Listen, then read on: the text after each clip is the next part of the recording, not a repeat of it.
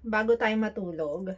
Sa video natin ngayon, maghihilamos muna ako. So, skincare ito ngayon, pero night skincare routine ko, yung ipapakita ko sa inyo.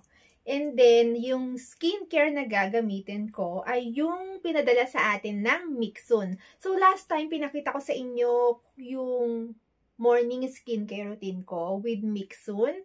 Now naman ay night skincare routine ko naman with Mixun. So, first ay etong, kasi naka-makeup tayo, no? So, pag itong naka-makeup ako, kailangan ko talagang gumamit ng cleansing oil. So, last time, may pinadala sa atin na cleansing oil yung Mixun.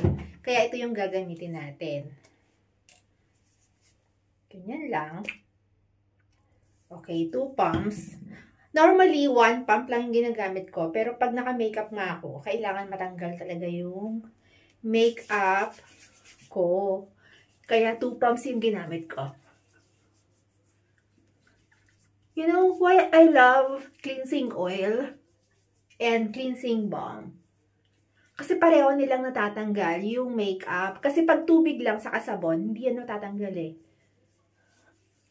Or kahit pag gumamit ka ng facial cleanser, hindi. Hindi yan matatanggal lang basta-basta.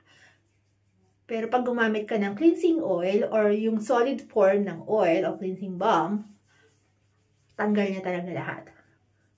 Kahit yung pinakamakapit na eyeliner, tanggal niya talaga.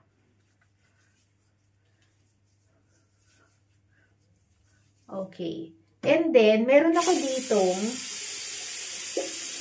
facial tissue.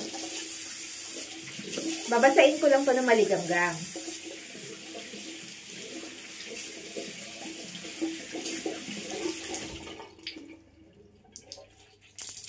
Okay.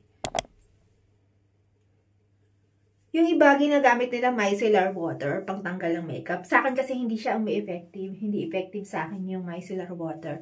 Kaya kailangan ko talagang gumamit ng cleansing oil. Kasi every time na ganitong naka-makeup ako, ang ginagawa kong linis ay double cleanse. So, first ay yung cleansing oil. So, nakita nyo yan. Ayan. Yan yung dirt and makeups na nasa face ko buong araw.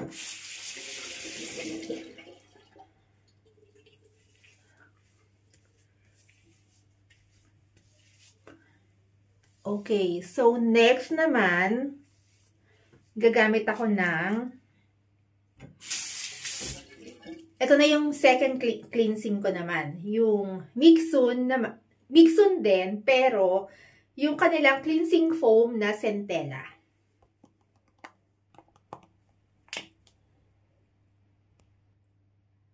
Okay, so ganyan lang karami. And then, babasain lang natin to. Kasi basa na naman yung aking face. Basa na yan.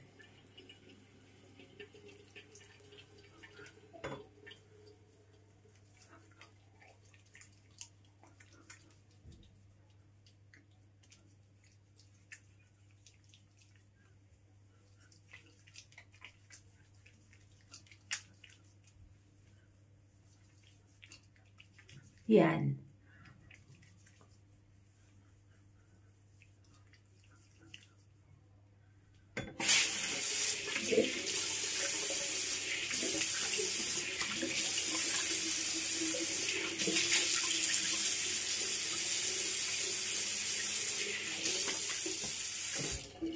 And then, after nyan, kuha ako ng facial tissue. Imbis na facial towel, facial tissue yung ginagamit ko na pangpunas. Next, meron ako ditong dalawang serum. So, eto may pagka-watery. Eto naman ay medyo thick. Etong Bean Essence. So, uunahin natin gamitin itong hyaluronic acid serum.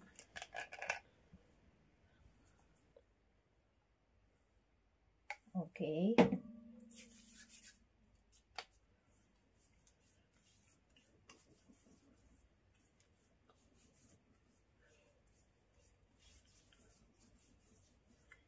And then, saka naman natin isusunod itong Bean Essence.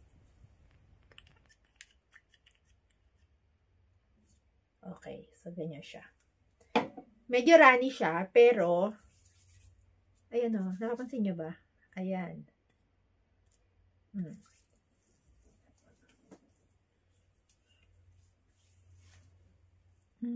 See? Yung hydration na ibinibigay niya sa skin ko kapag naglilinis ako ng face. Hindi ako gagamit ngayon ng actives kasi like ng retinol kasi, retinol kasi yung ginagamit ko. Kahapon kasi, last night gumamit ako. So ngayon, skip ko siya. Skip ko yung retinol. See? And then, last sa ating skincare ngayong gabi, etong Mixsoon yung Bean Cream.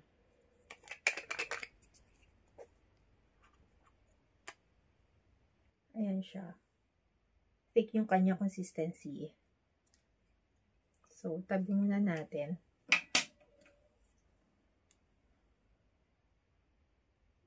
Ayan.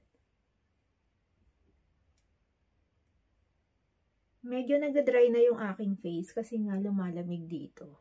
So, kaya gusto kong damihan. Dadamihan ko siya.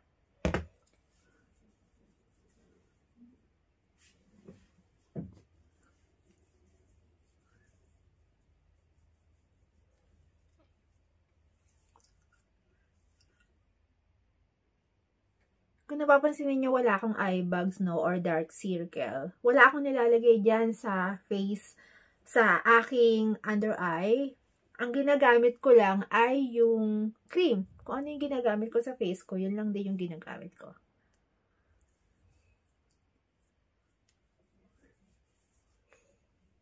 Okay, so tapos na yung ating skincare para ngayong gabi.